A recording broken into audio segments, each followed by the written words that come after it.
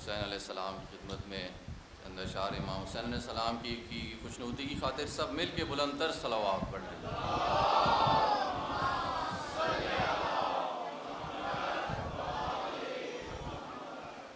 کیا ہے کردار نبی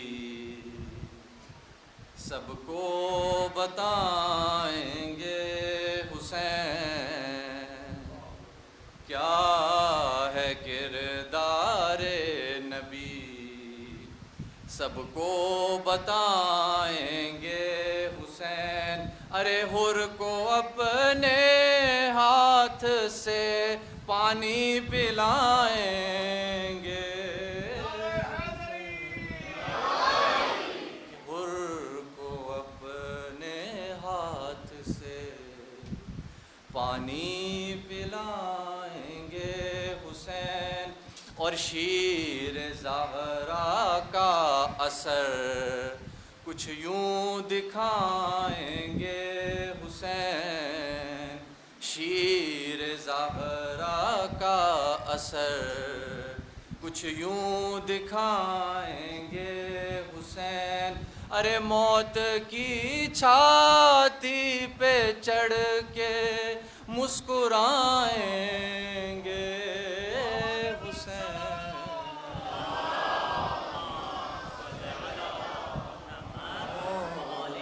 موت کی چھاتی پہ چڑھ کے مسکرائیں گے حسین۔ اور یہ معجزہ دیکھیں کہ نوکِ سنا پہ تلاوت قرآن پاک کی ہے امام حسین نے، کہ خود کریں گی آیتیں ہلکے بریدہ کا طواف، خود کریں گی آیتیں ہلکے بریدہ کا طواف، ارے جب سنا کی نوک پہ قرآن سنائیں گے حسین، جب سنا کی نوک پہ قرآن سنائیں گے حسین۔ اور یہ تمام عزاداروں کی نظر کہ سر جھکا کے مجلس سرور میں آؤ تو صحیح، سر جھکا کے مجلس سرور میں آؤ تو صحیح، ارے مثل حر تم کو بھی سینے سے لگائیں گے حسین، ارے مثل حر تم کو بھی سینے سے لگائیں گے حسین، اور سو گیا یہ کہہ کہ حر شبیر کی آغوش میں، سو گیا یہ کہہ کہ حر شبیر کی آغوش میں، ارے اب تبھی اٹھوں گا جب مجھ کو جگائیں گے حسین، اب تبھی اٹھوں گا جب مجھ کو جگائیں گے حسین، اور چاہ کر بھی ذہن سے تم دور کر سکتے نہیں، چاہ کر بھی ذہن سے تم دور کر سکتے نہیں، ارے جب اذان دے گا مؤذن یاد آئیں گے حسین، جب اذان دے گا مؤذن یاد آئیں گے حسین، اور بس یہی تو سوچ کر شاید علی اصغر ہنسے، ارے بس یہی تو سوچ کر شاید علی اصغر ہنسے، ارے میں اگر رونے لگا تو ٹوٹ جائیں گے حسین،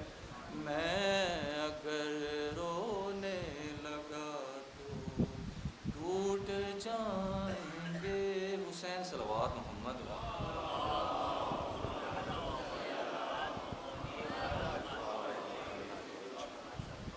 اس طرح سے جینے کا ہنر دیتے ہیں عباس، اس طرح سے جینے کا ہنر دیتے ہیں عباس، رگ رگ میں وفاداریاں بر دیتے ہیں عباس۔ دیکھو تو ذرا غور سے ماتمی نظروں سے علم کو، پنجہ یہ بتاتا ہے کہ عزادار ہیں عباس، اور لہرا کے بتاتا ہے یہ پرچم کا پھریرا، ہو جاؤ خبردار کہ بیدار ہیں عباس۔ جو مشن امام حسین علیہ السلام کے ساتھ حضرت ابوالفضل العباس نے وفاداری کا ادا کیا، ہم نے اسی لبیک یا حسین کے نعرے کے ساتھ مشن امام حسین علیہ السلام کے ساتھ وفاداری کے عہد کو نبھانا ہے۔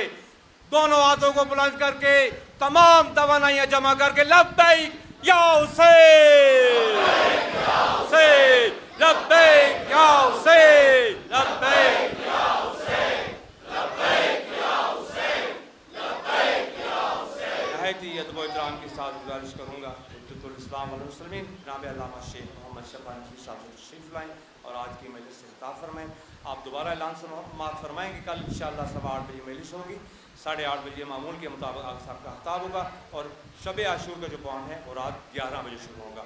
بار محمد والے محمد صلوات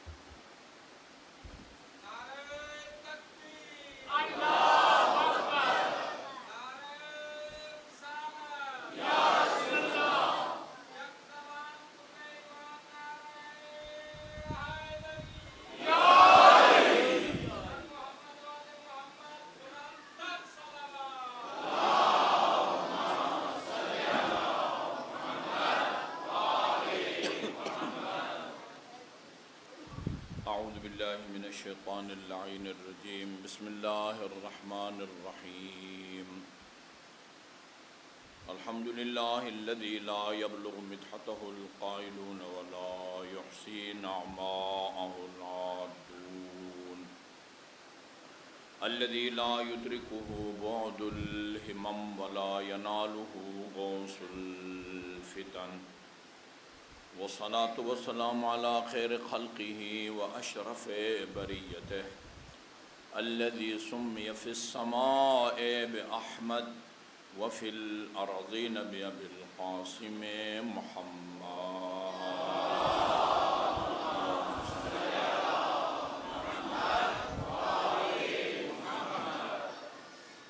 وعلى أهل بيته الطيبين الطاهرين الذين أذهب الله عنهم الرجس وطهرهم تطهيرا اللهم صل على محمد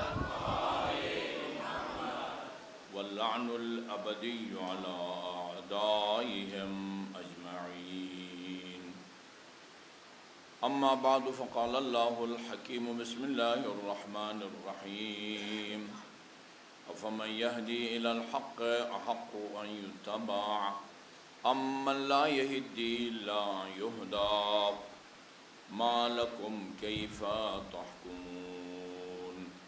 درود بھیجئے محمد وعلى محمد کا۔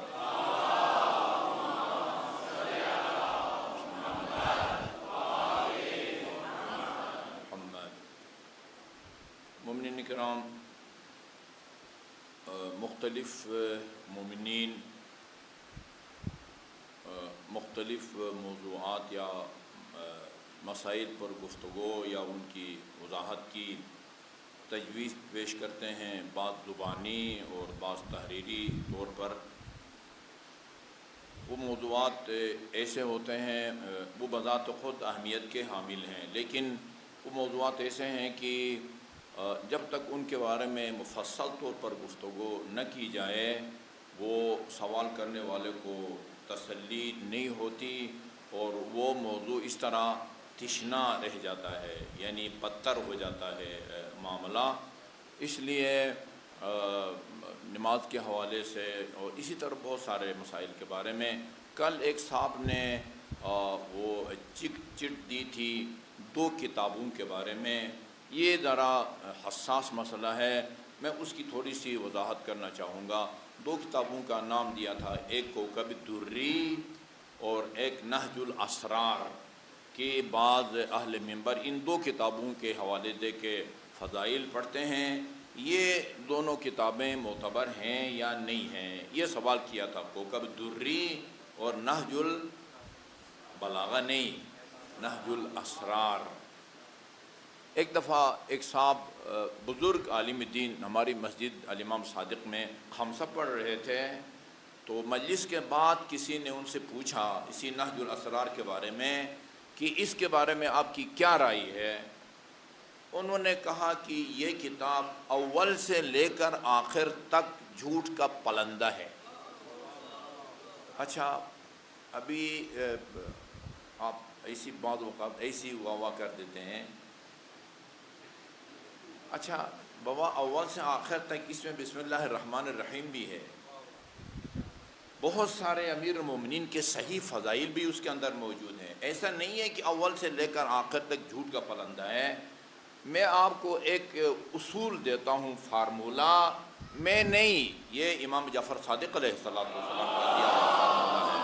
اللہم صل علی محمد وآل محمد۔ ظاہر ہے وہ نہج الاسرار ہو، کوکب الدری ہو، یا اور بہت ساری کتابیں کہ جن میں ائمہ اہل بیت خصوصاً امیر المومنین علیہ السلام کے فضائل کو بیان کیا گیا ہے، یہ کسی نہ کسی معصوم کی طرف منسوب ہے۔ فلان معصوم نے فرمایا، امیر المومنین نے خود اپنے بارے میں فرمایا، صادق آل محمد نے فرمایا، یا رسول خدا نے امیر المومنین کے بارے میں فرمایا۔ کسی معصوم کی طرف منسوب کر کے فضیلت کو بیان کیا جاتا ہے۔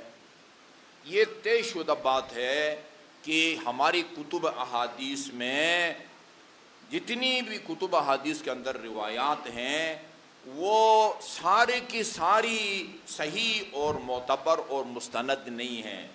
یہ نہیں کہنا چاہتے ساری غلط ہیں، یعنی ان میں ضعیف روایات بھی ہیں، ان میں من گھڑت روایات بھی ہیں، یہ طے شدہ بات ہے۔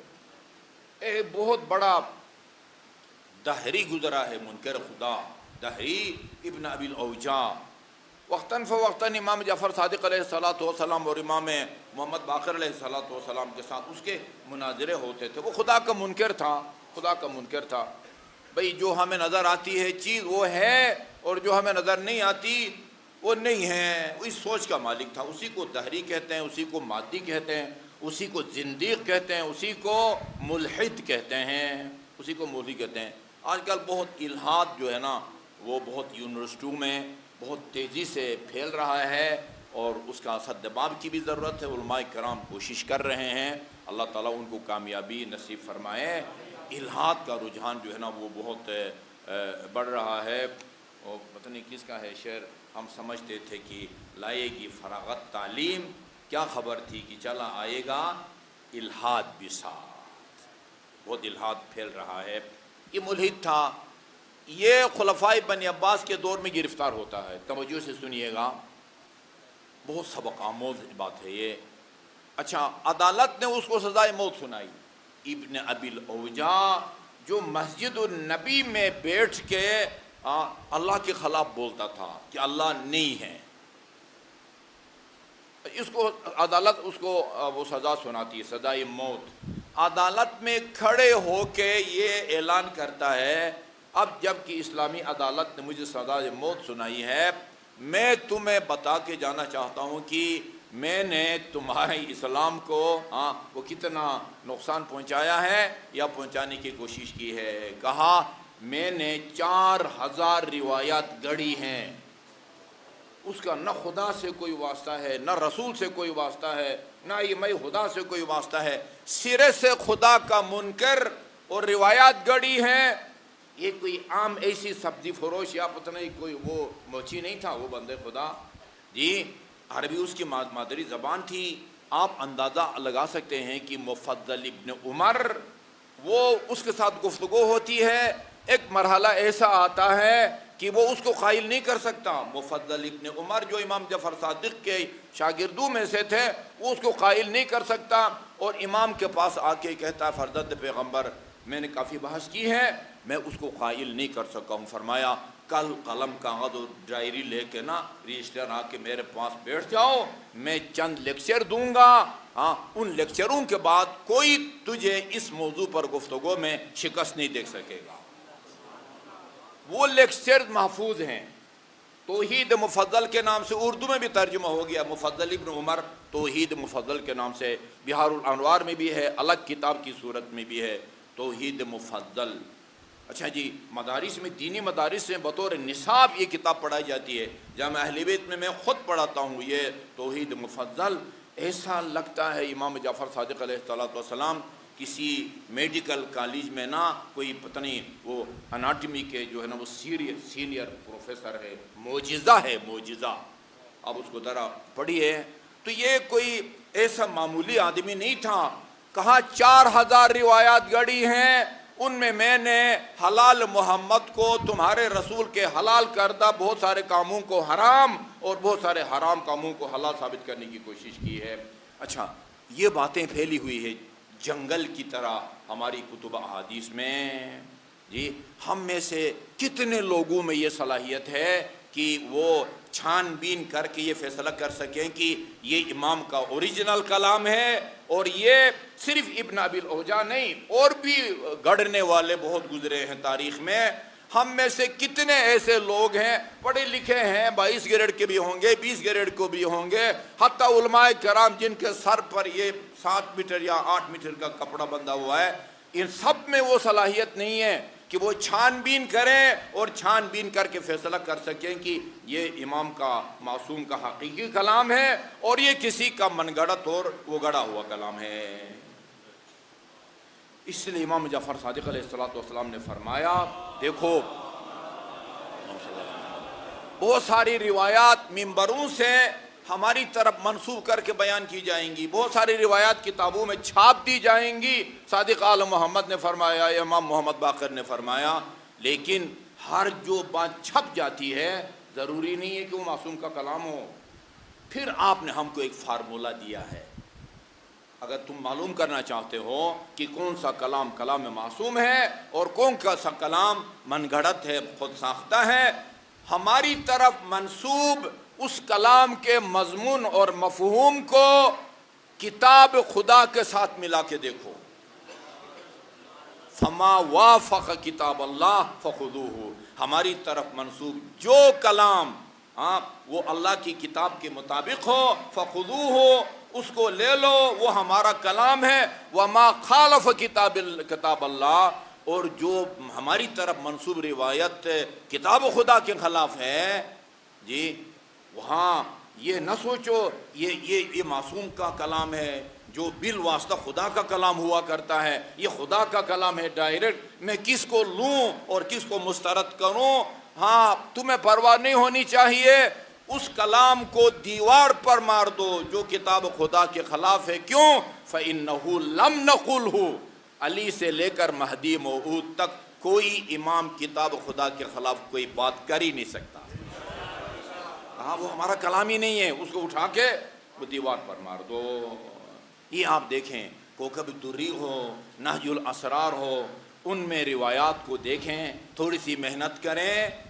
اگر وہ کتاب خدا کے مطابق ہیں تو اس کو لے لو، اگر کتاب خدا کے خلاف ہے تو اس کو پرواہ کیے بغیر دیوار پر مار دو.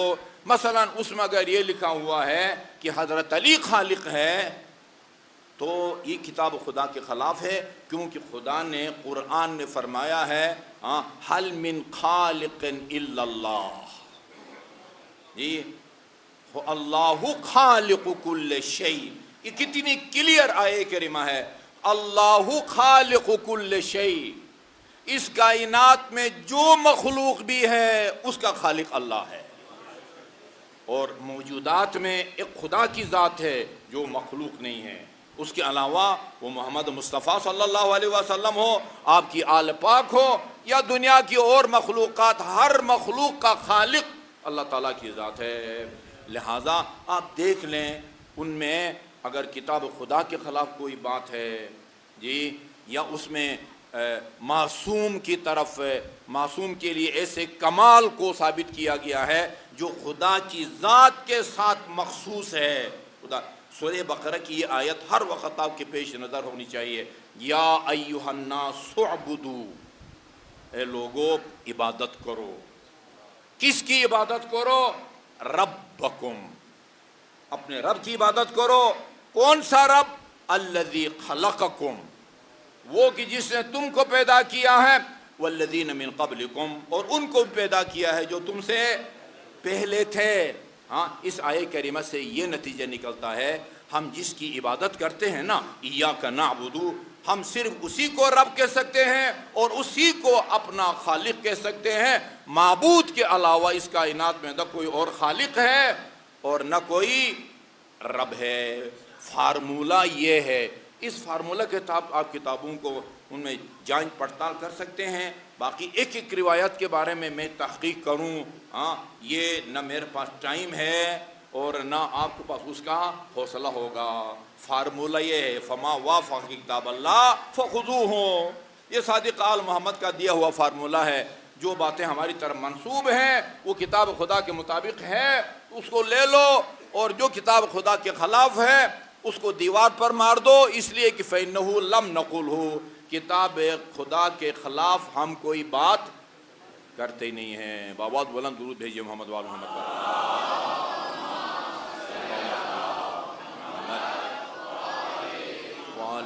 محمد۔ اچھا جی،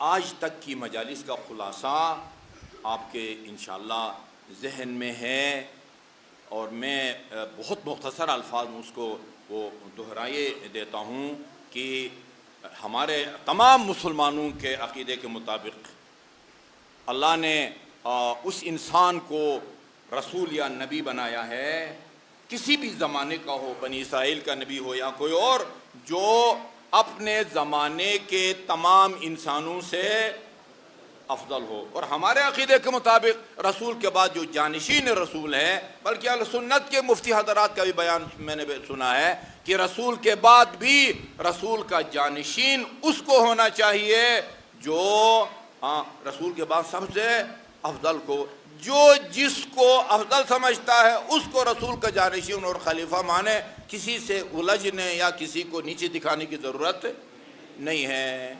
سیدھی بات ہے۔ اچھا، آپ کو یاد ہوگا ایک دن میں نے کہا تھا جتنے بھی امیر المومنین کے فضائل آپ پڑھتے ہیں نا، یا آپ کو سنائے جاتے ہیں یا مطالعے کرتے ہیں، انا مدینۃ العلم علی بابها، انا دار الحکمت علی بابها، ضربۃ علی یوم الخندق، ان تمام فضائل میں سب سے اہم فضیلت کیا تھی؟ نفس رسول۔ جزاکم اللہ خیرہ۔ نفس رسول ہونا یہ سب سے بڑی فضیلت ہے، اور اسی لیے ہم نے بڑی محنتوں سے عرض کیا، میں نے آیہ مباہلہ کے اندر وہ قرآن کا جو ترجمہ چھپا ہے، پہلی دفعہ قرآن کے ترجمے میں جو سکولوں میں پڑھایا جائے گا، انفسنا و انفسکم کا ترجمہ، تم اپنے نفسوں کو بلاؤ اور ہم اپنے نفسوں کو بلائیں گے۔ نفس رسول ہونے سے بڑھ کے اور کوئی فضیلت نہیں ہو سکتی۔ نفس رسول بہت بڑی فضیلت ہے۔ قرآن میں اللہ تعالیٰ نے نفس رسول کہا ہے علی کو، خود رسول خدا نے فرمایا میں تجھ سے ہوں، تو مجھ سے ہے، تیرا گوشت میرا گوشت، میرا گوشت تیرا، یہ سب نفس رسول ہونے کی طرف اشارے ہیں۔ آج میں ایک جو ہے نا وہ کہ دھماکہ کرنے جا رہا ہوں جی، اور وہ یہ ہے کہ حتیٰ یہ جو فضیلت ہے نا، یہ جو فضیلت ہے نفس رسول ہونا، اس سے بھی بڑھ کے ایک فضیلت آپ کے سامنے بیان کرنے لگا ہوں. اور جتنے بھی امیر المومنین کے بے شمار فضائل ہیں نا، ان اللہ جعل لأخی علی ابن ابی طالب فضائل اللہ تحصی کثرتاً، خدا نے میرے بھائی علی کو اتنے زیادہ فضائل سے نوازا ہے کہ کسی انسان کے بس میں نہیں ہے کہ وہ علی کے خداداد فضائل کو بیان کر سکے. یہ روایت سب نے لکھا ہے. اگر سارے کے سارے وہ پتہ نہیں وہ سمندر سیاہی بن جائیں، وہ دنیا بھر میں جتنے درخت ہیں ان کے قلم بن جائیں. آج کل آپ اس قلم کی جگہ موبائل نام لے لیں، یا پتہ نہیں وہ زمانہ گزر گیا، سیاہی والا زمانہ بھی گزر گیا، تختی والا زمانہ بھی گزر گیا. ہاں، اشارہ کنایا ہے کہ اگر سارے سمندر سیاہی بن جائیں اور دنیا بھر کے درخت کے قلم بنائے جائیں، اور پتہ نہیں انسان لکھنے والے ہوں، جنات حساب کرنے والے ہوں، یہ سب مل کے لما احصوا فضائل علی ابن ابی طالب، یہ سب مل کے بھی علی کی فضائل کا شمار نہیں کر سکیں گے. حتیٰ وہ قرآنی آیات، صواعق محرقہ کا لکھنے والا ابن حجر ہیثمی، کہ جس نے یہ لکھا ہے کہ وہ قرآنی آیات جو بلا شرکت غیری صرف علی کے شان میں نازل ہوئی ہیں، ان میں اہل بیت کے باقی افراد شامل نہیں ہیں. یہ مثلا آیت تطہیر وہ صرف علی کے ساتھ مخصوص نہیں ہے، باقی اہل بیت کے افراد اس میں شامل ہے. آیہ مودت یہ صرف علی کی شان میں نازل نہیں ہوئی ہے. پورا سورہ دہر یہ صرف علی کی شان میں نازل نہیں ہوئی ہے، اور بھی ہیں وہ آیات جس میں کوئی اور شریک نہیں ہے، اللہ نے صرف علی کی شان میں نازل کی ہیں، ان کی تعداد 300 ہے ابن حجر کے مطابق. حتیٰ جو فضیلت ابھی میں بیان کرنے جا رہا ہوں، یہ 300 آیات جو علی کی شان میں قصیدہ ہیں، ان سے بھی بڑھ کے ہے. یہ ان سے بھی بڑھ کے ہے. بلکہ یہ جتنے بھی روایات بیان کی ہے رسول اسلام صلی اللہ علیہ وسلم نے، یا جتنی بھی آیات امیر المومنین کی شان میں اللہ تعالیٰ نے بیان کی ہیں، یہ اس فضیلت کے لیے تمہید ہے، مقدمہ ہے، تیاری ہے، اور گراؤنڈ تیار کرنا ہے اس فضیلت کے لیے جو میں آج بیان کرنے والا ہوں. اور وہ فضیلت ہے من کنت مولاہ فہذا علی مولا.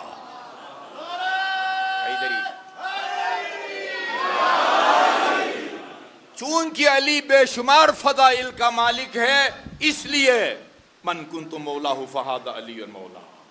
چونکہ قرآن کی 300 آیات ہمارے حساب سے اس سے بھی زیادہ آیات اللہ نے علی کی شان میں نازل کی ہیں، ٹھیک ہے، اس لیے من کنت مولاہ فہذا علی مولا. ابھی آج میں یہ آج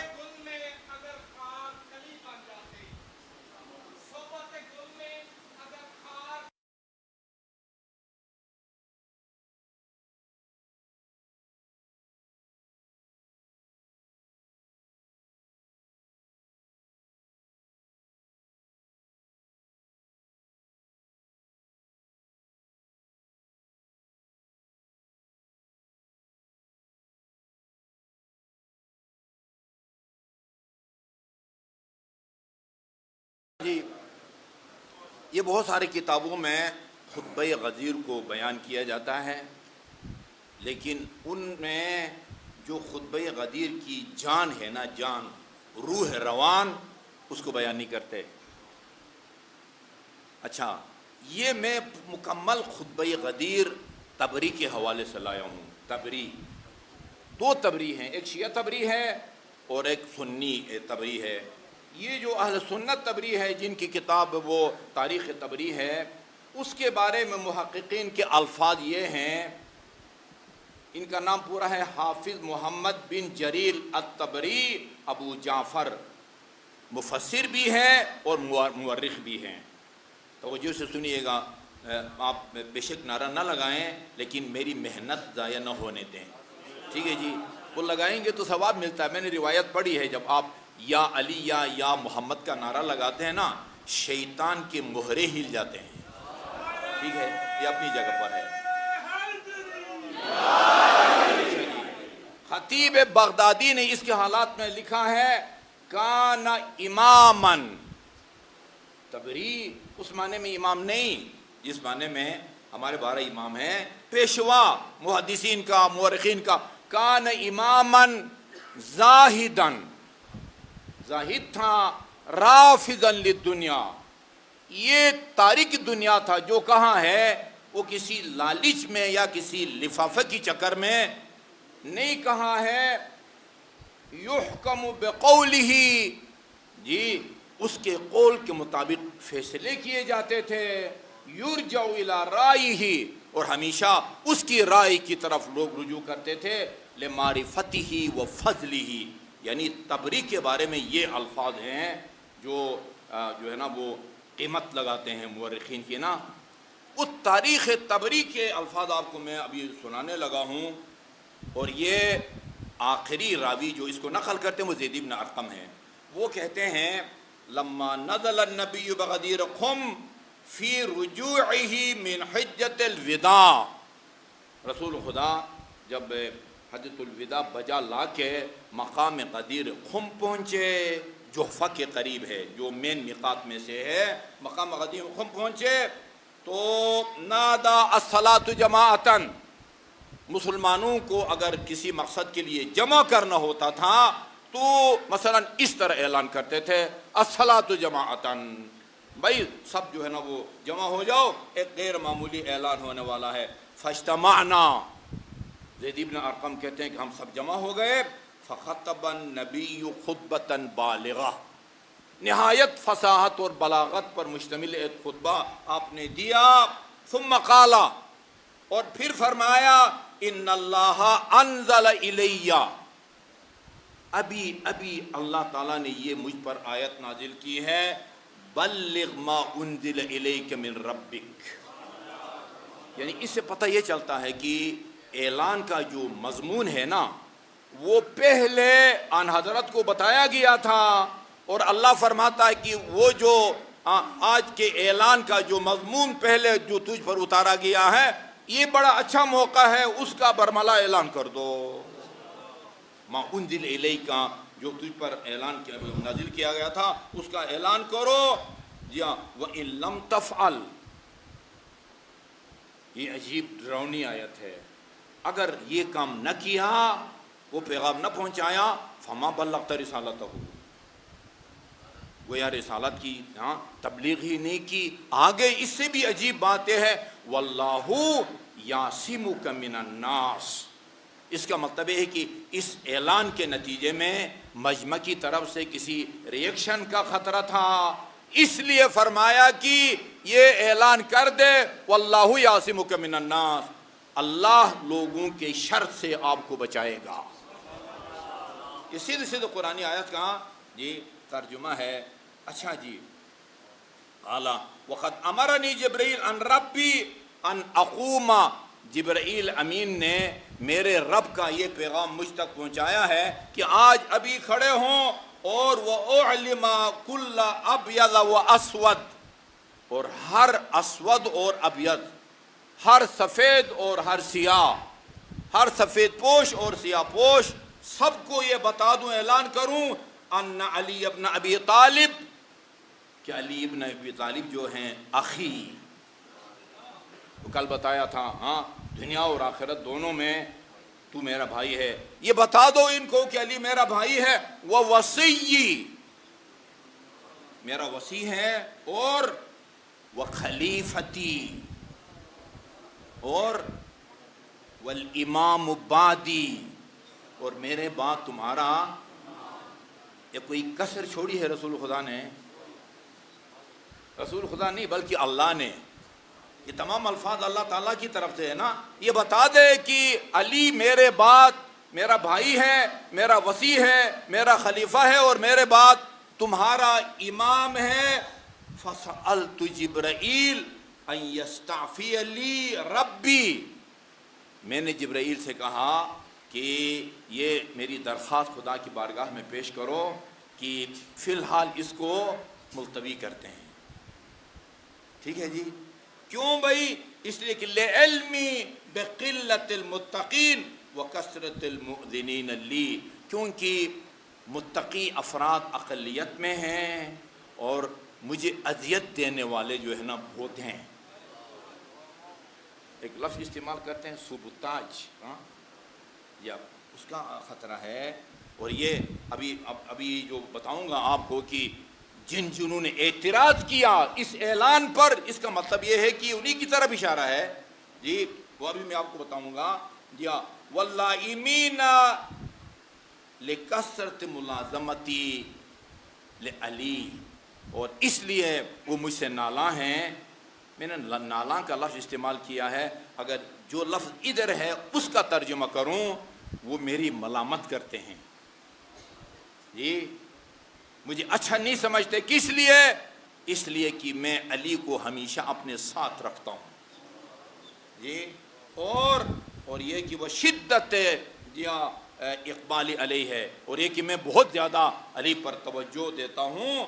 حتی سمونی اذنا، انہوں نے میرا نام کان رکھ دیا ہے۔ میرا نام جو خوشباور ہے نا، ہر بات پر جو بندہ وہ اعتبار کرتا ہے اس کو اذن، قرآن میں ہے یہ، میرا نام انہوں نے اذن رکھ دیا ہے۔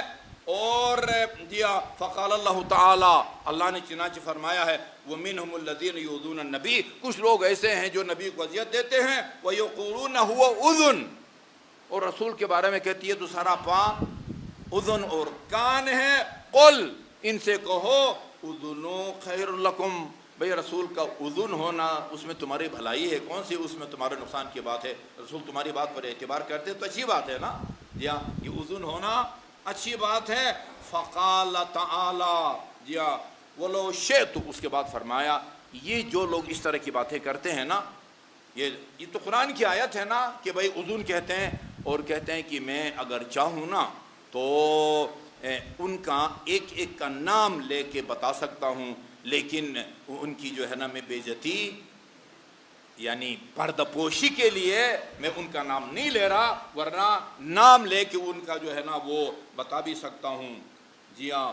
ولیکن معاشر الناس، اے لوگو، فإن اللہ نصبہ ولیا و اماما، اللہ نے علی کو تمہارے لیے ولی اور امام مقرر فرمایا ہے۔ ولی کا معنی کہتے ہیں نا دوست، اور میں ہے یہ میرے بعد تمہارا ولی ہے۔ اگر ولی کا معنی دوست ہے تو اس کا مطلب کیا ہوگا؟ میرے بعد یہ تمہارا دوست ہے، فی الحال تمہارا دشمن ہے۔ کیا مطلب ہے؟ میرے بعد تمہارا ولی ہے، اس کا مطلب یہ ہے کہ میرے بعد تمہارا سرپرست ہے، میرے بعد تمہارا پیشوا ہے۔ یہ ولی اور مولا کا جن مولوی صاحبان اہل سنت انہوں نے کوئی حق گوئی سے کام لیا، صحیح ترجمہ کیا، ان بیچاروں کے پیچھے پڑ گئے ہیں، اور پتہ نہیں یہ رافضی ہو گیا، اصلاً بیچارے کا کوئی مقام ہی نہیں رہا، اس لیے کہ اس نے مولا کا صحیح ترجمہ کیا تھا۔ اچھا جی، جی امامہ وفرض طاعتہ علی کل احد، اللہ تعالیٰ نے سب پر علی کی اطاعت کو فرض قرار دیا ہے۔ یہی مولا ہوتا ہے، اللہ تعالیٰ نے سب پر علی کی اس کو فرض قرار دیا ہے۔ فرمایا، اس کے بعد فرمایا کہ جو اس کی مخالفت کرے گا وہ اللہ کی رحمت سے دور ہوگا، اور جو اس کی تصدیق کرے گا اللہ کی رحمت اس کی شامل ہار ہوگی۔ اسمعوا واطیعوا، سنو اور اطاعت کرو۔ فإن اللہ مولاکم، اللہ تمہارا مولا ہے۔ ادھر کا مطلب اگر آپ دوست کرتے ہیں تو رسول خدا کیا کہتے ہیں؟ اللہ تعالیٰ تمہارا دوست ہے، فرینڈ کہتے ہیں نا، اللہ تمہارا مولا ہے، جی ہاں، اللہ تمہارا مولا ہے۔ وعلی امامکم، اور علی تمہارا امام ہے۔ اچھا، سلسلہ یہاں تک ختم نہیں ہوتا۔ ثم الامامۃ فی ولدی من صلبہ، اور پھر امامت کا جو سلسلہ ہے میری اولاد سے، یعنی وہی فاطمہ کی اولاد سے، علی کے صلب سے یہ امامت کا سلسلہ جاری رہے گا. جی علی کے صلب سے امامت کا سلسلہ جاری ہوگا الی یوم القیامہ، الی یوم القیامہ، قیامت تک یہ سلسلہ جاری رہے گا. ہر اسی لیے آیہ کریمہ میں ہے انما انت منذر ولکل قوم ہاد، میرے حبیب تو منذر ہے، لوگوں کے ان کے برے اعمال کے انجام سے ڈرانا تیرا کام ہے. وَلِكُلِّ قَوْمٍ ہاد، ہر قوم کے لیے کوئی نہ کوئی ہادی ہوتا ہے، ہر قوم کے لیے کوئی نہ کوئی ہادی ہوتا ہے. امیر المومنین رسول خدا کے بغل میں تھے، فرمایا اس آیہ کریمہ کی روشنی میں انا المنذر، میں منذر ہوں، اور امیر المومنین کی کاندھوں پر ہاتھ رکھ کے فرمایا وَهَذَا الْهَادِي، یہ تمہارا ہادی ہے. جی ہاں، لا حلال الا ما احل اللہ ورسولہ، حلال وہی ہے جس کو خدا اور اس کا رسول حلال قرار دیں، اور حرام وہی ہے جس کو خدا اور اس کا رسول وہ حرام قرار دے. جی ہاں، فما من علم الا وقد احصى اللہ فیا، ہر علم کو اللہ تعالیٰ نے میرے اندر جمع کر دیا ہے، اور جو علم خدا نے وہ سارا علم میں نے علی تک منتقل کر دیا. جی احسان فلا تضلوا عنہ ولا تستنکفوا عنہ. جی یعنی بھٹکنا نہیں ہے اور علی کے نقش قدم پر چلنا ہے. فَهُوَ الَّذِي يَهْدِي إِلَى الْحَقِّ، علی ہے جو تمہیں حق کا راستہ بتائے گا، علی ہے جو تمہیں حق کا راستہ بتائے گا، اور وَيَعْمَلُ بِهِ، تمہیں حق کا راستہ بھی بتائے گا اور خود بھی حق پر عمل کرے گا. انہوں نے فرمان ہے، فرماتے ہیں کہ میں اس وقت تک کسی چیز کا حکم نہیں دیتا جب تک خود پہلے عمل نہیں کرتا، اور ہمیشہ اسی کام سے روکتا ہوں کہ جس کے کبھی بھی میں قریب نہ گیا ہوں. جی وہ حق کا کتاب ہدایت بھی دیتا ہے اور خود حق پر عمل بھی کرتا ہے. جی لن یتوب اللہ علی من انکرہ، اللہ اس شخص کے توبہ کو کبھی قبول نہیں کرے گا جو علی کا انکار کر دے. یعنی یہ ناقابل معافی جرم ہے کہ علی کا انکار کیا جائے. وَلَن يَفْرَقُ، نہ اس کو بخشے گا. حَتْمًا عَلَى اللَّهِ أَن يَفْعَلَ ذَلِكَ، یا أَن يُعَذِّبْهُ عَذَابًا نُكْرًا، یا اور یہ حق بنتا ہے خدا کا کہ اس طرح علی کے مخالفین کو دردناک عذاب سے اللہ تعالیٰ دوچار کرے. فَهُوَ أَفْضَلُ النَّاسِ بَعْدِي مَا نَزَلَ الرِّزْقُ وَبَقِيَ الْخَلْقُ، جب تک یہ رزق و روزی کا سلسلہ جاری ہے میرے بعد علی سب سے افضل ہے. آرام سے آپ کے کان میں ہے. ٹھیک ہے جی. اچھا جی،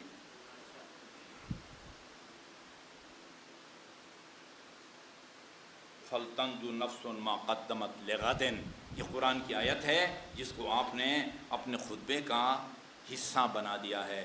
ہر شخص کو اس دن کا انتظار کرنا چاہیے جس دن اس کو وہ اعمال نظر آئیں گے جو اس دنیا میں بیٹھ کے اس نے آگے بھیجے ہوں.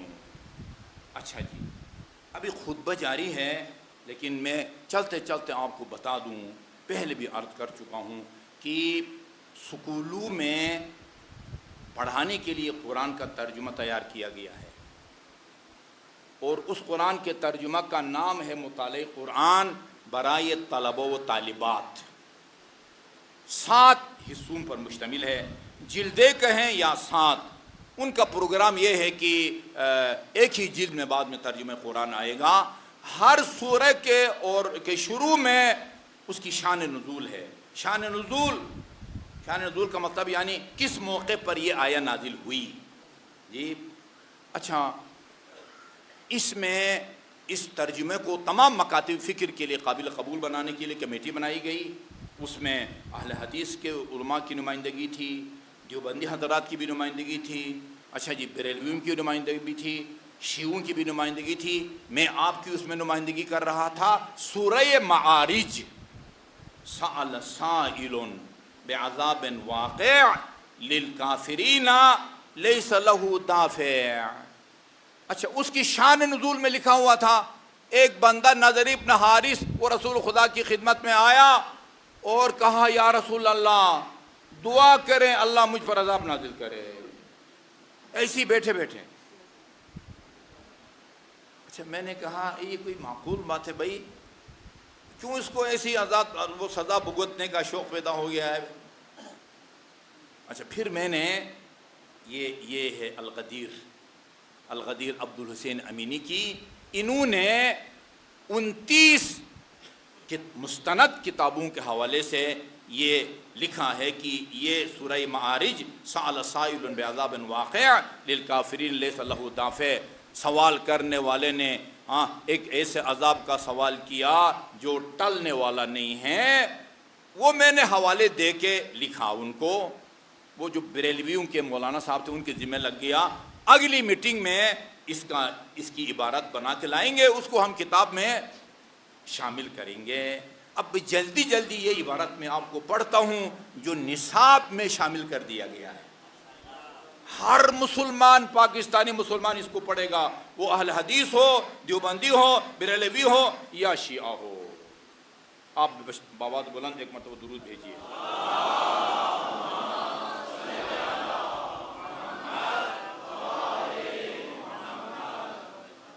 اچھا جی، لکھا ہوا ہے بعض کتب تفاسیر میں یہ روایت ہے کہ رسول خدا صلی اللہ علیہ وآلہ وسلم نے حجۃ الوداع سے واپسی پر غدیر خم کے مقام پر دوران خطبہ حضرت مولا علی شیر خدا کرم اللہ وجہہ کے مقام میں قرب ولایت کو بیان کرتے ہوئے فرمایا من کنت مولاہ فہذا علی مولا۔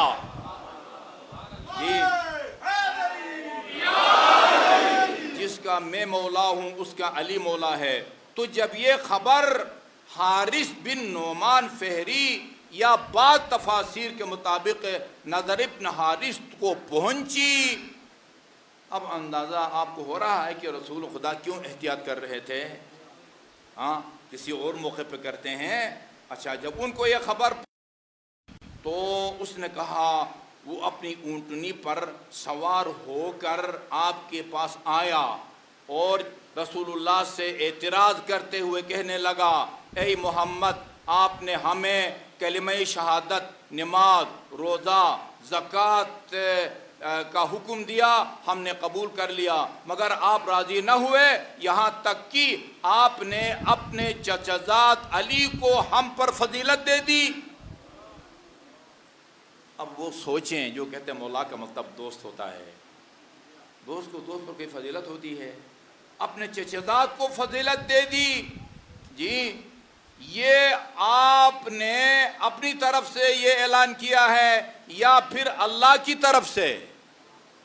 رسول خدا نے فرمایا، قسم اس ذات کی جس کے سوا کوئی معبود نہیں ہے۔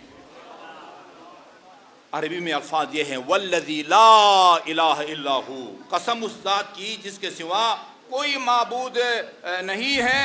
یہ اعلان میں نے اپنی طرف سے نہیں کیا ہے جی ہاں، بلکہ اللہ تعالیٰ کی طرف سے کیا ہے جی ہاں۔ یہ اعلان اپنی طرف سے خدا اللہ کی طرف سے ہے۔ تو وہ یہ کہتا ہوا مڑا کہ اے اللہ، اگر محمد کا کہنا حق ہے تو مجھ پر آسمان سے پتھر برسا دے یا عذاب نازل فرما۔ یہ کہنا تھا کہ اس وقت آسمان سے ایک پتھر اس کے سر پر آ گرا اور اس کے جسم سے آر پار ہو گیا اور وہ بدبخت موقع پر ہلاک ہو گیا۔ یہ عبارت آپ کی نصاب میں شامل ہو گئی ہے۔ اچھا جی،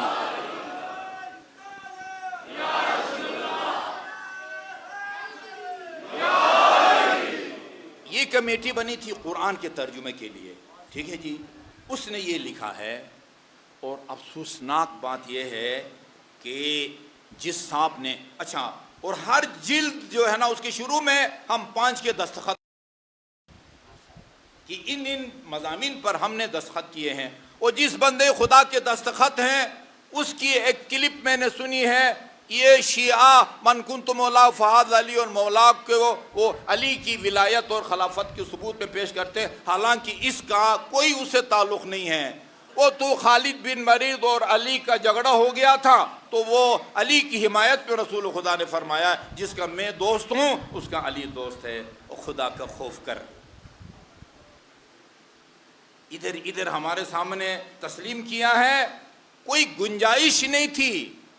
29 ایسے کتابوں کا حوالہ پیش کیا ہے مرحوم عدی امینی نے، جس کا کوئی انکار، ہم پر کوئی احسان نہیں کیا ہے، ان حوالوں نے مجبور کیا ہے لکھنے پر جی۔ لیکن وہ اپنے پتہ نہیں درس میں، خطبے میں، یا پتہ نہیں درس تفسیر میں، درس بخاری میں یہ ان کو بتا رہا ہے کہ اس سے کوئی تعلق نہیں ہے۔ اور وہی ہمارے کوثر میں بھی ایک آدھ میٹنگ ہوئی، اور وہاں ماشاءاللہ بھرپور جو ہے نا وہ پر تکلف ہم نے ان کے لیے کھانا بھی کھلایا، فروٹ بھی کھلایا، مچھلی بھی کھلائی، ہمارے ہاتھ سے کھایا بھی۔ اور جب زلزلہ آیا تو کہا کہ یہ رافضی ہے، مرتد ہیں، لہذا یہ جو ہے نا فلان خدمت خلق فلان فلان کو دو، شیعوں کو کسی قسم کی امداد نہیں کرنا، لفظ مرتد استعمال کیا ہے۔ اور خدا کے بندے مرتد سے ہاتھ سے کھاتا ہے؟ ہاں، یہی کہہ سکتا ہوں اللہ تعالیٰ اس طرح کے لوگوں کو ہدایت دے۔ یہ میں نے اپنے ادھر بیٹھے ہوئے کدھر چلے گئے آپ کے والد صاحب، کدھر چلے گئے؟ اندر بیٹھے۔ ان کی اجازت کے بغیر میں نے ان کے واٹس ایپ پر اس کے پکچر بھیج دیا ہے، اور اپنا طاہر خان صاحب کے ان پر بھی بھیج دیا ہے، اس لیے کہ تاکہ مجلس کے بعد کوئی مجھے پکڑ نہ لے کہ بھئی ہم اس کی کاپی دے دو، میں نے جلدی نکلنا ہوتا ہے۔ جس نے لینا ہو وہ طاہر خان صاحب سے لے لیں۔ یہ اس صفحے کی پکچر لے کے میں نے ان کو واٹس ایپ کر دیا ہے۔ باواد بلند درود بھیجیے محمد وآل محمد، اللہم صلی علی محمد وآل محمد۔ اسی لیے ایک تاریخ کا ایک جملہ ہے، اگر علی کی شمشیر اور خدیجۃ الکبریٰ کی دولت نہ ہوتی، لولا سیف علی و مال خدیجہ لما قام الاسلام ولا استقام، آج نہ اسلام عمل میں آتا نہ اس کو استحکام ملتا۔ علمی قربانیاں بھی علی اور اولاد علی نے دی ہیں، جانی قربانیاں بھی علی اور اولاد علی نے دی ہیں۔ آج کے دن اس علی کے فرزند سے منسوب ہے، علمدار حسین کی طرف منسوب ہے۔ اللہ تعالیٰ نے تمام انسانوں کو، جنات کو اپنی عبادت کے لیے پیدا کیا ہے۔ ما خلقت الجن والانس الا لیعبدون، مگر علمدار حسین کو اللہ تعالیٰ نے اپنی عبادت کے علاوہ ایک اور خاص مقصد کے لیے بھی پیدا کیا ہے، اور وہ کربلا میں حسین کی مدد ہے۔ حسین کی مدد ہے۔ ایک عرب شاعر نے قلم کاغذ اٹھایا علمدار حسین کی شان میں قصیدہ لکھنے کے لیے۔ مصرع پہلا یہ تھا، یوم ابو الفضل استجار بہ الہدی، عاشور کے دن سراپا ہدایت یعنی حسین وہ عباس کی پناہ میں چلے گئے۔ اتنا لکھا، پھر سوچ میں پڑ گیا یہ کہیں مولا کی شان میں گستاخی نہ ہو، وہ حسین کی لیے تو کائنات بنی ہے، ایک حسین کے ایک جنبش لب سے عمر سعد کے لشکر کا صفایا ہو سکتا ہے، یہ تو نے کیا کہہ دیا کہ حسین عباس کے پناہ میں چلے گئے۔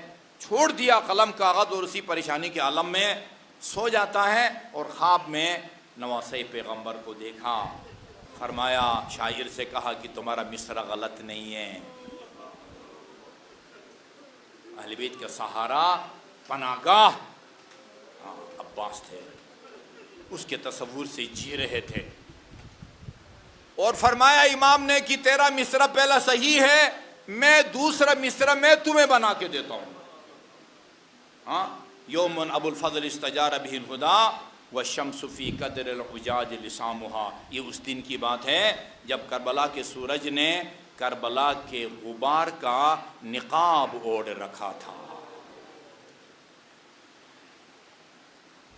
जो भी असहाब में से, औलाद में से, भांजू भतीजू में से जाता था, इमाम से इजाज़त लेके जाता था। जिस अंदाज में अब्बास ने इजाज़त तलब की है वो अब्बास की ज़ात के साथ मखसूस है, उसी के शाया निशान है। आके अर्ज़ करते हैं मौला लक़द ज़ाक़ सदरी या अबा अब्दिल्ला, फ़र्जंद पैगम्बर अब मेरा पैमाना ये सब्र लबरेज़ हो गया, मेरा सीना तंग हुआ जाता है।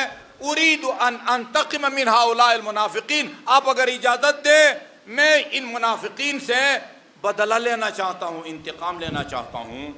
फरमाया अब्बास तू तो मेरे लश्कर का अलमदार है, तू भी अगर चला गया मेरे लश्कर का शिराज़ा मुंतशिर हो जाएगा। अर्ज़ किया आका अब तो वो लश्कर भी नहीं रहा जिसका मैं अलमदार था। वो करबला के तजिया निगारू ने लिखा है अब्बास को भी पता था, वो यानी अक्सर रिवायात के मुताबिक है, यानी आखिरी शहीद इमाम हुसैन के अलावा बाकी असहाब, औलाद, भतीजे, भांजू में आखिरी शहीद अलमदार हुसैन थे। हुसैन को भी पता था कोई भी नहीं बचा, अब्बास को भी बचा था, फिर क्यों फरमाया तू मेरे लश्कर का अलमदार है। कहते हैं मुअर्रिखीन की गोया हुसैन की नज़र में अकेला अब्बास लश्कर था। अब्बास को हुसैन लश्कर की निगाह से देखते थे, एक फ़र्द वाहिद और सिपाही की नज़र से नहीं देखते थे। ये बहुत मुश्किल से इजाज़त मिली। ये फरमाया नवासे पैगम्बर ने अब्बास अगर जाना ही है, ये देखो खीमों से ना छोटे छोटे बच्चों की अल अतश की सदाएं। 7 तारीख से, कल या परसों की बात है, 7 तारीख को एक बंदे खुदा का फ़ोन आया मुझे, आप फलान बोल रहे हैं। मैंने कहा बोल रहा हूँ। कहा आज से सादात पर पानी बंद हो गया। जार जार आप बावर करे, टेलीफोन पर वो रो रहे थे कि मैं आपको ये मुसीबत सुनाने के लिए मैंने कॉल की है, आज से सादात का पानी बंद हो गया। जुफ़तिल अवानी वल क़िरब, मख्तल की किताबों का, खीमों में जितने बर्तन और मशकीज़े थे सारे के सारे खुश्क हो गए थे, सारे के सारे। इनके लिए अब्बास को इस पानी की सबील करो। मश्क सकीना थमाती। खुदा रहमत करे अल्लामा अली नकी रहमतुल्लाह अलैह पर फरमाते थे कि हुसैन ने अब्बास को मश्क सकीना दे के पाबंद कर दिया। अब अब्बास उस तरह न लड़ सकेगा जिस तरह वो लड़ना चाहता है। ये कहना आसान है अज़ादारों, 4000 का पहरा है, 4000 का। अब्बास की शुजाअत, बहादुरी और ताकत के बारे में अरब शुअरा ने कलाम लिखा है जी, लौलल क़ज़ाउ लमहल वजूद बिसैफ़िही। अगर अब्बास के मुक़द्दर में मौत न होती वो आलम हस्ती को मिटा देता। वल्लाहु यफ़अलु मा यशाउ व यक़दरु, वही होता है जो खुदा की मर्जी हो।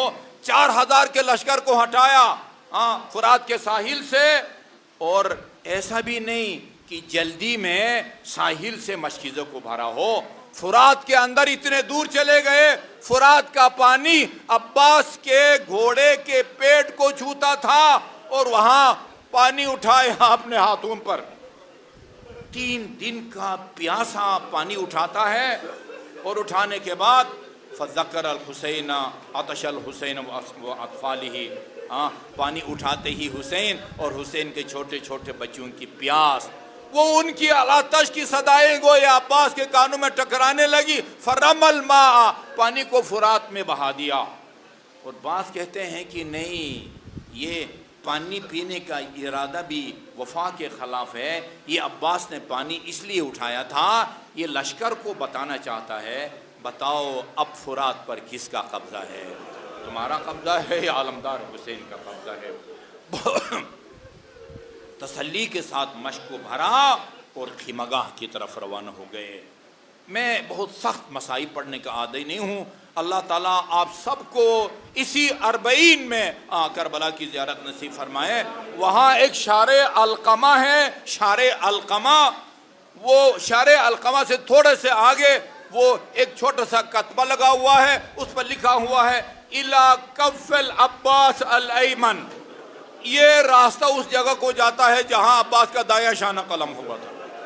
تھوڑا سا آگے جائیں، لکھو اِلَى کَفِّ العباس الایسر، یہ راستہ اس جگہ کو جاتا ہے جہاں عباس کا بایاں شانہ قلم ہوا تھا، وہ لکھا ہوا ہے یہاں دایاں شانہ قلم ہوا تھا۔ دایاں شانہ قلم کروانے کے بعد فرمایا واللہ ان قطعتم یمینی فإنی احامی ابدا عن دینی، کیا ہوا اگر تم نے میرا دایاں شانہ قلم کیا ہے، میں جب تک زندہ ہوں اپنے دین کی بھی حمایت کروں گا اور صادق اور امین رسول کے نواسے کی بھی مدد کرتا رہوں گا۔ دایاں شانہ کٹ چکا ہے، دونوں شانے کٹوا چکے ہیں۔ ہاں، اس کے بعد تھوڑا سا تصور کرے نا، دونوں شانوں کے کٹنے کے بعد مشکیزہ کو اس وفادار نے اپنے دانتوں میں لیا اور خیمگاہ کی طرف تیزی سے بڑھ رہے ہیں۔ ایک منزل وہ بھی آئی کہ مشک سکینہ کو تیر لگا، پانی بہہ گیا، اور پھر اس کے ساتھ ایک ظالم نے آگے بڑھ کے گرز کا وار کیا۔ اس کے بعد کے مصائب آئیے اسی علمدار کی والدہ گرامی ام البنین سے سنتے ہیں۔ ہاں، جنت البقیع کے مین گیٹ سے داخل ہوں، آپ کے وہ بائیں طرف تھوڑے سے فاصلے پر ام البنین اور رسول خدا کی دو پھوپھیوں کی قبریں ہیں۔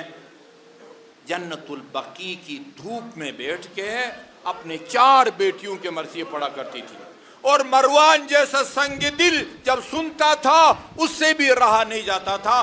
اس میں فرماتی تھی مدینہ والوں، تمہیں پتہ ہے میرا نام ام البنین نہیں ہے، میرا نام فاطمہ ہے، مجھے اپنے 4 شیر جیسے بیٹوں کی وجہ سے ام البنین کہا جاتا ہے۔ آج کے بعد مجھے جس نے بھی بلانا ہو، پکارنا ہو، فاطمہ کے نام سے پکارے۔ اپنے شیر جیسے بیٹے یاد آ جاتے ہیں۔ اس کے بعد پھر عباس سے مخاطب ہوتی ہیں، اپنے شجاع اور بہادر بیٹے سے مخاطب ہو کے فرماتی ہیں بیٹے عباس، مجھے کسی نے بتایا کہ ایک ظالم نے تیرے سر پر گرز کا وار کیا تھا، میں سمجھ گئی کہ اس وقت تیرے بدن پر تیرے بازو نہ ہوں گے۔ مجھے معلوم ہے بیٹے تو کتنا بہادر تھا، مجھے معلوم ہے تو کتنا طاقتور تھا، کسی سپاہی کی کیا مجال کہ تیرے دونوں ہاتھ سالم ہو اور اتنا قریب آ سکے کہ تیرے سر پر گرز کا وار کر سکے۔ اس گرز کے لگنے کے بعد وہ زین فرس پر سنبھل نہ سکے، اور بعض روایات کے مطابق ایک تیر بھی آ کے آپ کی آنکھ پہ واسطہ ہوا اور پکارا ادرک لیا آقا، آقا میری خبر لیجئے، ابھی شہید نہیں ہوئے تھے۔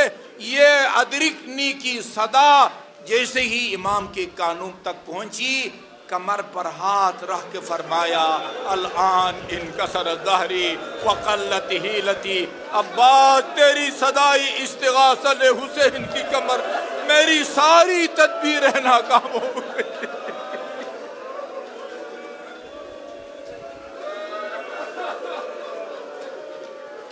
فہوى لمصرع الحسین وطرفه بین الخیام وبینہ متقسم۔ عباس کی طرف امام حسین وہ فرات کی طرف روانہ ہوئے۔ یہ مرثیہ نگار کہتا ہے امام کی ایک نظر خیمگاہ پر تھی کہ کوئی حملہ نہ کرے، اور ایک نظر علقمہ پر تھی، عباس پر تھی۔ عباس کے قریب پہنچے اور پاس بیٹھ گئے۔ آقا نے علمدار نے عرض کیا فرزند پیغمبر، میں آپ کی زیارت کرنا چاہتا ہوں آخری، مگر ایک آنکھ میں خون ہے اور دوسری آنکھ میں تیر ہے۔ امام نے اپنے دامن سے خون کو صاف کیا، زیارت کا شرف حاصل ہوا۔ اس کے بعد آپ نے اپنے دونوں ہاتھ علمدار کے بدن کے نیچے رکھے۔ بعض روایات میں ہے وہاں امام کو دیکھا گیا جعل یکفکف دموعہ بکمہ، علمدار حسین کے پاس جا کے امام اپنے آستین سے آنسو مسا پوچھتے جاتے تھے، اور دونوں ہاتھ عباس کے بدن کے نیچے رکھے۔ آقا کیا کرنا چاہتے ہیں؟ کہا کہ میں تمہیں خیمگاہ لے کے جانا چاہتا ہوں۔ کہا میں آپ کو آپ کے جد کا واسطہ دیتا ہوں، مجھے یہی رہنے دیجئے۔ کیوں؟ آخر اکبر کی لاش میں نے خیمگاہ تک پہنچائی، قاسم کی لاش بڑی مشکل سے پہنچائی. تمام اصحاب کیوں خیمگاہ نہیں جانا چاہتے ہو؟ کہا میں آپ کی بیٹی سے وعدہ کر کے آیا تھا. انی استحی من ابنتک سکینہ، مجھے آپ کی بیٹی سکینہ سے شرم آتی ہے اور حیا آتی ہے. ہاں ایک وجہ اس کی یہ ہے، اور دوسری وجہ آپ نے دیکھا بین الحرمین کتنا فاصلہ ہے. حسین کی قبر اور عباس کی قبر میں بہت فاصلہ ہے. بات کہتی ہے ایک وجہ ہے، اور دوسری وجہ یہ ہے کہ عباس کے بدن کی کیفیت ایسی نہیں تھی کہ حسین اٹھا کے ان کو خیمگاہ کو لا سکیں.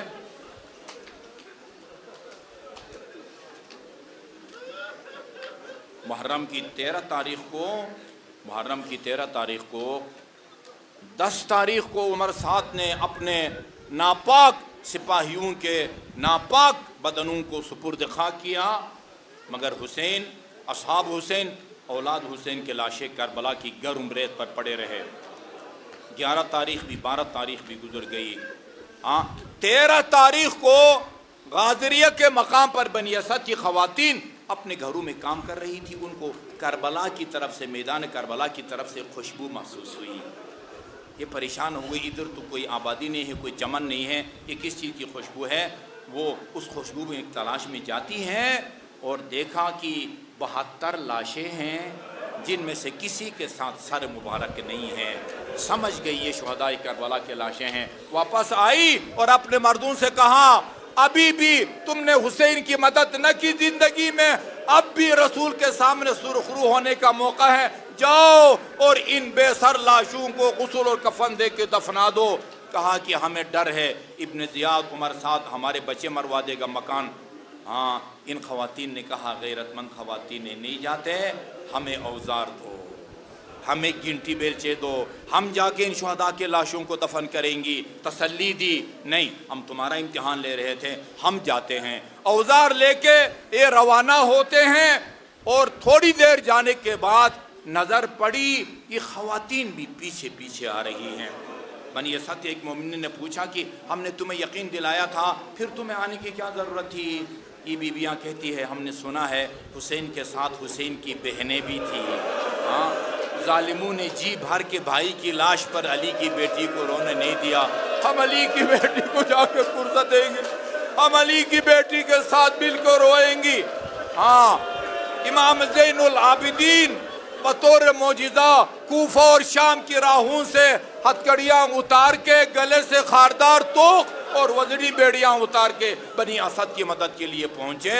یا وہ شہداء کے لاشوں کا دفن کا سلسلہ شروع ہوا. وہ کچھ جوان آئے بنی اسد تھے اور امام سے پوچھا کہ بزرگوں اس وقت تک معرفت نہیں تھی، یہاں سے تھوڑے سے فاصلے پر ایک دراز قد جوان کی لاش ہے. ہم نے اس کو اٹھانے کی کوشش کی، ایک حصے کو اٹھاتے تھے دوسرا حصہ زمین پر گر جاتا، حصے کو اٹھاتے تھے تیسرا حصہ. کہا وہ میرے چچا علمدار کی لاش ہے. خدا جانے وہ کس طرح امام زین العابدین نے چچا کے پاش بدن کو دفن کیا ہوگا.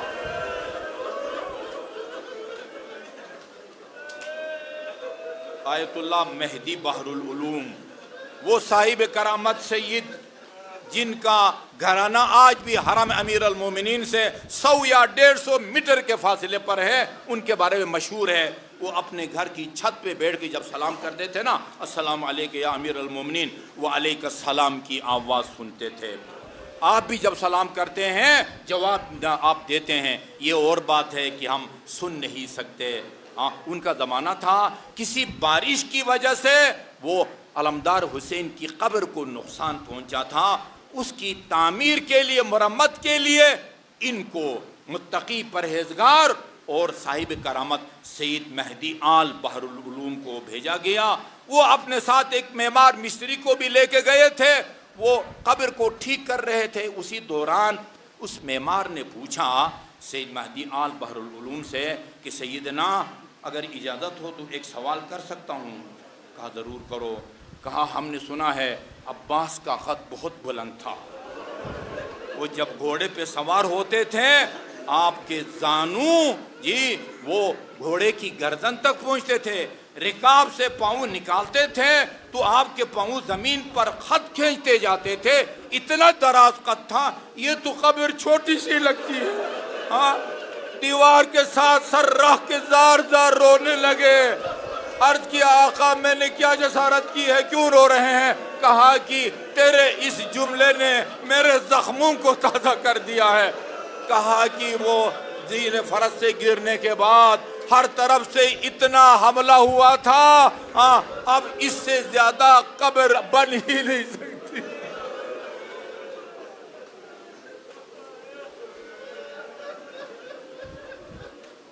علامہ صادق نجمی رحمۃ اللہ علیہ انہوں نے سخنان امام حسین کے نام سے امام حسین کے خطبات کو یکجا کیا ہے۔ مولانا علی مرتضیٰ زیدی اللہ انہیں صحت اور طول عمر دے، انہوں نے اس کا ترجمہ کیا ہے اردو میں، خطبات امام حسین کے نام سے۔ وہاں علمدار حسین کے حالات میں، شہادت میں یہ لکھا ہے کہ کربلا کے ایک خطیب نے، ایک بندے نے خواب دیکھا اور اس نے حضرت عباس کو اور کہا فلان جو خطیب ہے کربلا کا اس سے جا کے کہو تم جب مصائب پڑھتے ہو تو عزاداروں کو میرے پورے مصائب نہیں سناتے، میرے پورے مصائب مظالم سنایا کرو جو مجھ پر ڈھائے گئے۔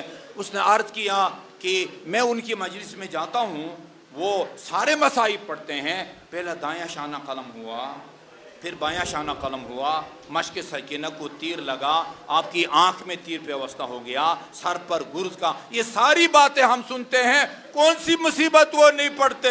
کہا کہ اسے جا کے کہو آئندہ جب مصائب پڑھو میرے عزاداروں سے ایک سوال کرو اور ان سے پوچھو جب کوئی انسان کسی بلندی سے گرتا ہے، گھوڑے کی پشت سے گرے، کسی درخت سے گرے جی یا کسی پہاڑ کی اس سے گرے، بے ساختہ اپنے ہاتھوں کا سہارا لیتا ہے، وہ جس کے بدن پر دونوں ہاتھ نہ رہوں، ذرا تصور کرو وہ زمین پر آیا ہوگا، وہ کیسے آیا ہوگا؟ الیوم نامت اعین بک لم تنم وتصہدت اخری فعزا منامها۔ ہاں شاعر نے مرثیہ نگار نے کہا ہے کہ اے علمدار حسین، ہاں وہ ہمارے ساتھ کے سپاہی جو تیرے تصور سے سو نہیں سکتے تھے، آج کے بعد وہ سکون سے سوئیں گے۔ وتصہدت اخری فعز منامها، مگر علی کی بیٹیاں اور علی حسین کے چھوٹے چھوٹے بچے جو تیرے سہارے سے جی رہے تھے، سو رہے تھے، آج کے بعد ان کو سکون کی نیند نصیب نہ ہوگی۔ الا لعنۃ اللہ علی القوم الظالمین وسیعلم الذین ظلموا ای منقلب ینقلبون انا للہ و انا الیہ راجعون۔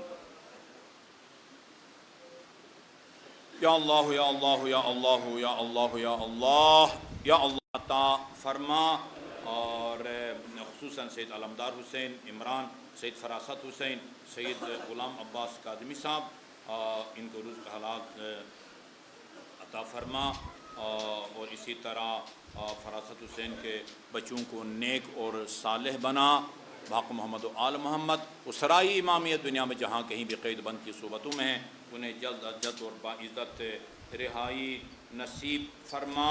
محمد علی اکبر جن کی عمر 2.5 سال ہے، بیمار ہیں، ان کو بھی خدا بحق محمد و آل محمد شفائے کامل اور عاجل عطا فرما۔ ربنا تقبل منا انک انت السمیع العلیم بمحمد و آلہ الطیبین الطاہرین۔